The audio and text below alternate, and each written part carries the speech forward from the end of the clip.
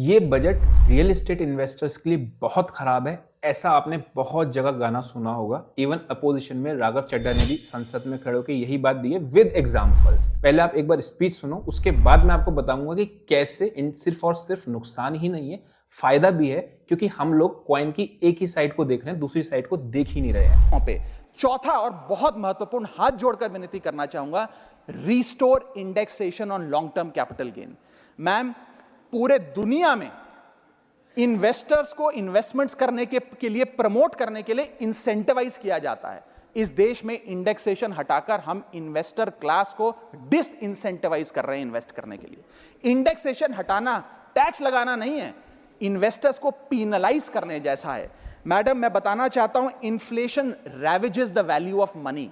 पैसे को खा जाता है इन्फ्लेशन, इसीलिए हम कॉस्ट ऑफ एक्विजिशन को इंडेक्स कर कैपिटल गेन टैक्स की कैलकुलेशन करते हैं। और जो लोग खुश हैं आज कि कैपिटल गेन टैक्स को 20% से घटाकर 12.5 कर दिया है, उनके लिए मैं एक उदाहरण लाया हूं। इस उदाहरण के माध्यम से हम समझ जाएंगे कि कैसे इंडेक्सेशन हटाना इस देश के इन्वेस्टर को एक बहुत बड़ी उसकी जेब पे डाका डालने जैसा है। मैडम, फर्ज करिए कि 2001 में आपने 1 करोड़ रुपए का एक मकान खरीदा। वो मकान की दर 6% के हिसाब से बढ़ती गई उसकी वैल्यू, और आज वो मकान जो 1 करोड़ का आपने 2001 में खरीदा था, वो आज 4 करोड़ 17 लाख रुपए का हो गया। अब दो सिनेरियो हैं, एक इंडेक्सेशन का सिनेरियो जिसमें आप बेचें उस पर टैक्स लगे, और एक नया सिनेरियो जिसमें आप उसे बेचेंगे तो नई रेट के अकॉर्डिंग उस पर टैक्स लगेगा। मैं पहले पुराने सिस्टम के हिसाब से, इंडेक्सेशन वाले सिस्टम के हिसाब से उस पर कितना टैक्स लगेगा वो आपको बताना चाहता हूं। आज वो मकान जो आपने वर्ष 2001 में 1 करोड़ का खरीदा था, वो आप 4 करोड़ 17 लाख रुपए का बेचती हैं, तो आपकी सेल प्राइस 4 करोड़ 17 लाख, लेकिन आपकी purchase price, inflation adjusted indexed purchase price 1 crore नहीं, लगभग 3 करोड़ 60 लाख के आसपास आती है। यानी कि आपका sale price minus purchase price, जो प्रॉफिट ऑन सेल है, वो 54 लाख रुपए होता है। उस 54 लाख रुपए पर 20% के अकॉर्डिंग आप पे टैक्स लगता है। यानी कि इंडेक्सेशन वाले फॉर्मूले से आपको कुल टैक्स 10,80,000 रुपए देना पड़ता है। मैं राउंड ऑफ करके 11 लाख रुपए कहता हूं। लेकिन जो नई व्यवस्था है जिसमें इंडेक्सेशन आपसे छीन लिया गया है, उसमें sale price 4 crore 17 lakh, cost price 1 crore, मुनाफा 3 करोड़ 17 लाख, उस पर 12.5% टैक्स, यानी कि टैक्स कुल मिलाकर आपका बनता है 39,62,000। यानी कि नई व्यवस्था में वही 1 करोड़ का मकान अगर आप बेचेंगे आज 4 करोड़ 17 लाख का, तो आपको लगभग 40 लाख रुपए टैक्स देना पड़ेगा, और पुरानी व्यवस्था में आपको मात्र 11 लाख रुपए टैक्स देना पड़ेगा। यानी कि 40 माइनस 11 लगभग 29 लाख रुपए का एडिशनल टैक्स आपको देना पड़ेगा मात्र 1 करोड़ रुपए के प्लॉट की सेल पर। यह है इंडेक्सेशन का खेल। इसीलिए indexation long term capital investments के लिए अति आवश्यक है। मैं सरकार से अनुरोध करूंगा कि उसे ना हटाएं, और आज मैं इस सदन में भविष्यवाणी करता हूं, अगर आपने इंडेक्सेशन वापस लागू नहीं किया तो 3 चीजें होने जा रही हैं इस देश में। पहला, रियल एस्टेट में इन्वेस्टमेंट गिरने वाली है और लोग अपना ड्रीम होम कभी नहीं खरीद पाएंगे। दूसरा, अंडर वैल्यूएशन होगी प्रॉपर्टी डील्स की, सब लोग सर्कल रेट पे प्रॉपर्टी खरीदेंगे बेचेंगे, कोई असल कीमत नहीं बताएगा। और थर्ड थिंग जो इस देश में होने जा रही है, रियल एस्टेट सेक्टर में भारी तादाद में ब्लैक मनी आने जा रहा है अगर आपने ये इंडेक्सेशन का फैसला वापस नहीं लिया। मेरा 5वां सुझाव सरकार को, फाइनेंशियल सेविंग्स को इंसेंटिवाइज करिए। डेट में, इक्विटी में, म्यूचुअल फंड्स में, बैंक डिपॉजिट्स में फाइनेंशियल इन्वेस्टमेंट्स, और खास करके जो 24 से 36 महीने से अधिक लोग अपनी इन्वेस्टमेंट रखते हैं, उन्हें इंसेंटिवाइज करिए, टैक्स मत करिए, पीनलाइज मत करिए। और मैं कहूंगा आने वाले समय में आपको लॉन्ग टर्म कैपिटल गेन पे टैक्स अबॉलिश करने के लिए भी सोचना चाहिए, ना कि उसे सिर्फ कम करना चाहिए।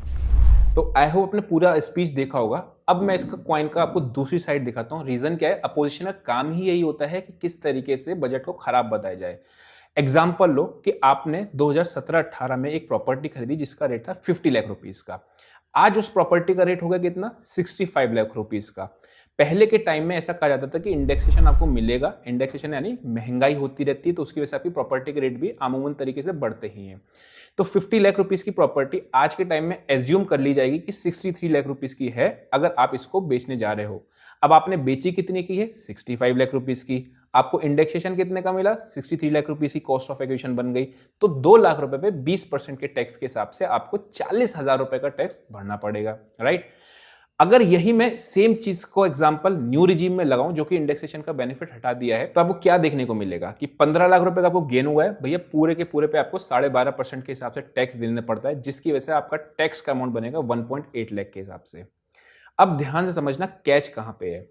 अगर यही 50 लाख की प्रॉपर्टीज इतने सालों के अंदर 1 करोड़ की हो गई है, तो मेरे को इंडेक्सेशन के हिसाब से कितना बनेगा, आपका 63 लाख रुपए की कॉस्ट ऑफ एक्विजिशन है और आपका 1 करोड़ रुपए पे आपने बेचा, तो 1 करोड़ और 63 लाख के बीच में डिफरेंस है 37 लाख रुपीस का। तो 37 लाख रुपीस पे आपको 20% का टैक्स दे देना होता है, जो कि बनता है नियरली 7.4 लाख का, ठीक है।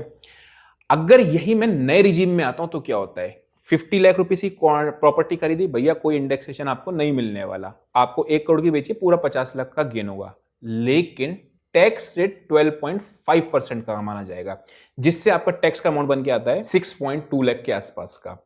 अब आप ध्यान समझना हुआ क्या, यहां पे कहानी चल क्या रही है। जितनी जितनी तेजी से प्रॉपर्टी एप्रिशिएट करेगी ना मार्केट के अंदर, उतना नया रिजीम फायदेमंद होगा। जितना धीरे धीरे प्रॉपर्टी एप्रिशिएट करेगी, उतना पुराना रिजीम फायदेमंद था। यानी कि अगर मैं ट्रेडिंग करता हूं ना रियल एस्टेट में कि 1 साल के अंदर ही फटाफट बेच देता हूं, फटाफट से जैसे 10-20% प्राइस बढ़ा उसको निकाल दिया, तो मुझे नए रिजीम बहुत बेनिफिशियल है। या फिर अगर मैं रियल एस्टेट की समझ रखता हूं और मैं प्रॉपर्टी उसी जगह पे इन्वेस्ट करता हूं जहां से आने वाले 10 साल में डबल ट्रिपल का आपका या फिर मल्टी बैगर टाइप की प्रॉपर्टी बने, तभी उसी जगह पे इन्वेस्ट करता हूं, तो भी नया रिजीम इज मोर बेनिफिशियल। नुकसान किसके लिए, जो बहुत सालों पहले खरीद के बैठ गए प्रॉपर्टीज या फिर उनको अब बेचने निकल रहे हैं, तो उन लोगों के हिसाब से आपको नुकसान होगा। तो हुआ क्या है कि एक साइड तो अपोजिशन ने दिखा दिया कि भैया इंडेक्सेशन का आपको चला गया, आपका इतना इतना नुकसान है पूरी कैलकुलेशन के साथ, बट ये वाली कैलकुलेशन भी दिखानी जरूरी होती है, जिससे जिन लोगों को इंडेक्सेशन का फायदा भी हुआ है। आई होप आपको पूरी बात समझ में आई होगी। अगली बार से अगर कोई कहता है कि इंडेक्सेशन हटा दिए, सिर्फ और सिर्फ मैंने क्या रिपीट किया, सिर्फ और सिर्फ नुकसान नहीं है, फायदा भी है। अगर यही चीज अगर आप कहते हो हाँ फायदा भी है और नुकसान भी, तो मेरे लिए आपका स्टेटमेंट ठीक। तो अभी के लिए इतना ही, see you in next video, till then.